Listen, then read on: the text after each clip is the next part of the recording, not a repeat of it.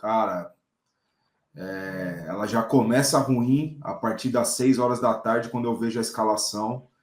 E, cara, não via sentido para começar com o Rodriguinho no jogo. E a minha opinião em relação a ele não muda nada, mas o momento dele é muito ruim. Ele não consegue dar andamento nas jogadas há algum tempo e a confiança dele está lá embaixo. Né, o ânimo dele está lá embaixo. Ele não está conseguindo dar andamento nas jogadas, ele só arma contra-ataque.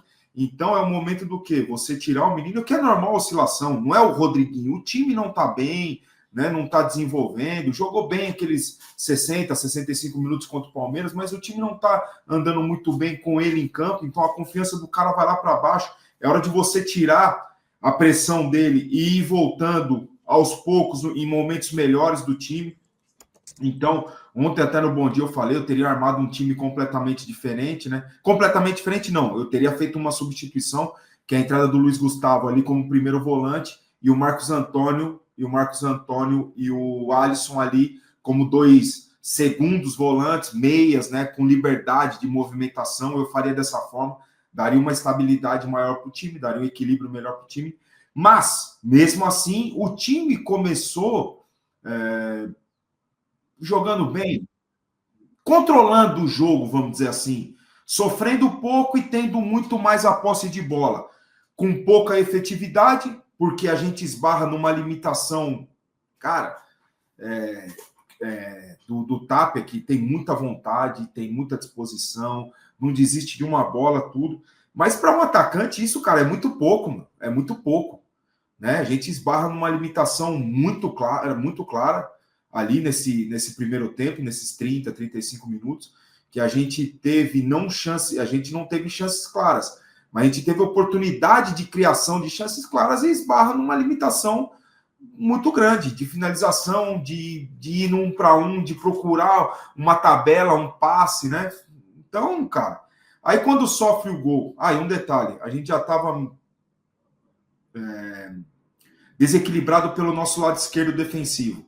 Quando você joga com 3 zagueiros, os alas, eles têm a obrigação de, do lado que está a bola, pressionar o lateral do lado que está a bola. A gente teve muita sorte ontem que o lateral direito era o Marcos Rocha, que é um bom jogador, mas já veterano, e aquele lateral construtor, lateral conservador, nunca foi muito ofensivo, né? Nunca foi aquele lateral ofensivo.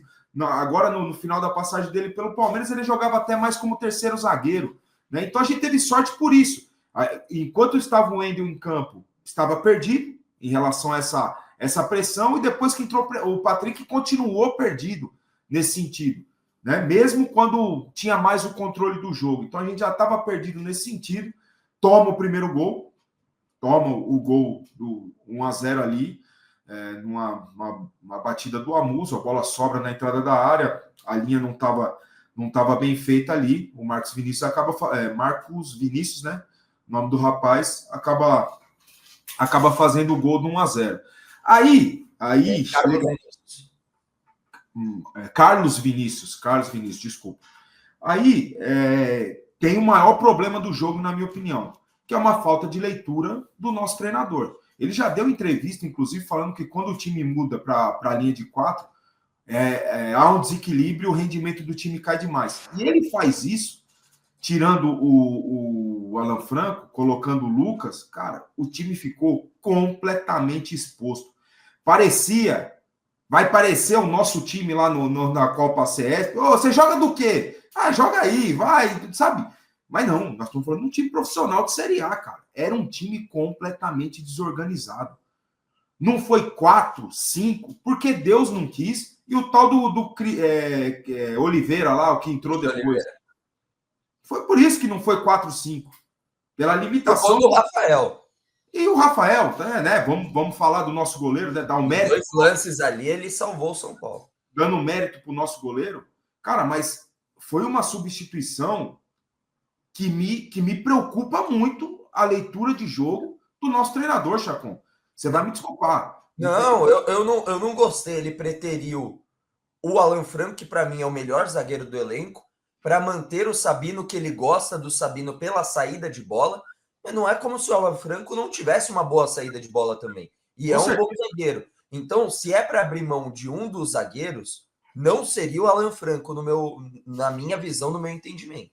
Não seria o Alan Franco, mas na minha visão, esse é o menor dos problemas. Sim, que foi a mudança tática que fez o São Paulo se perder. É isso. Estrutural. O que é um grande problema, por quê? Porque aí você demonstra nesse momento, e aí tem que entender se isso é uma questão do técnico ou se isso é uma questão do elenco, por conta das lesões, estar mais limitado de você não ter variação tática. E a partir do momento que um time não tem a capacidade de fazer uma variação tática numa partida, você fica limitado no restante das partidas. Isso, no meu entendimento, é um problemaço para o São Paulo. Exatamente. E ele, fica assim, ó, eu fiz o que eu podia. Não, ele fez o que não podia, na minha opinião. Sabe aquela, coloquei atacante lá, e ele já tem feito isso, né, nos últimos jogos, de colocar 4 atacantes e o São Paulo não dá um chute no gol. Futebol não é isso. Para você fazer gol, não quer dizer que você tem que colocar 4, 5 atacantes. Não, futebol é equilíbrio. Você tem que equilibrar o seu time. Ele pode querer mudar a estrutura tática, mas ele tem que ter o equilíbrio. Que é o quê? Um primeiro volante que fica ali. Estavam os dois passando a linha da bola. Quem estava puxando o contra-ataque no Grêmio era o Edenilson. O Edenilson jogou muita bola, tá? Jogou, mas puxar contra-ataque com 35... Não é dele. O Edenilson nunca puxou contra-ataque na vida dele inteira. Ontem ele estava puxando contra o São Paulo, gente. E com liberdade. Não existe isso. Não existe um time profissional tá desequilibrado dessa forma. Não pode, não existe um negócio desse. Foi tenebroso ontem o que eu vi no segundo tempo. E eu estava com medo aqui de casa da gente passar...